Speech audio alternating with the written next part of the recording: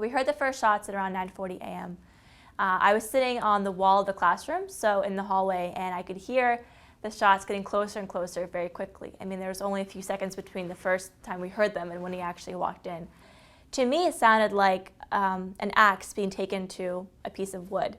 And our teacher, she opened the door and she peered outside and she immediately shut the door and she said, "Call 911." And right then, he walked in just seconds after. There's absolutely no time to think or to duck or to take cover, and people just kind of fell to the floor. And he immediately walked in shooting, and he went to the other side of the classroom and he started going down the rows. He went down each row very quickly, very purposefully. And I remember thinking, your turn is coming. You're going to get shot. I mean, I didn't realize there was an active shooter, but I knew something bad was happening. He came back to our classroom 3 times, and on the 3rd time, he killed himself in the front of the class.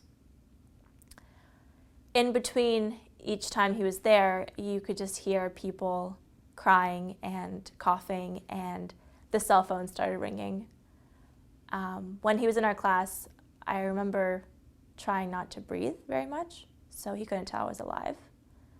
Because as my stomach was hitting the chair, I was thinking, you know, he can see me breathing, he can see me alive, and that was very scary. I'll never forget when the SWAT team first broke in at around 9:51. The officer in the front of the classroom said, "We have a lot of blacks in here."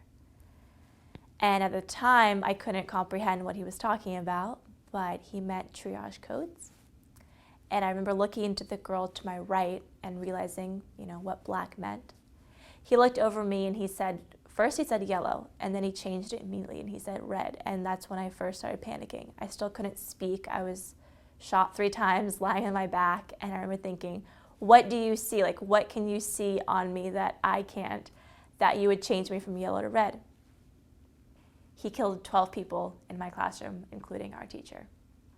Your perspective on life and your attitude and your relationships definitely changes after you experience something like this.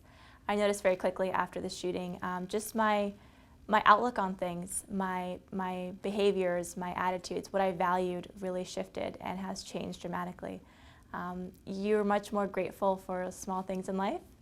You look at people differently.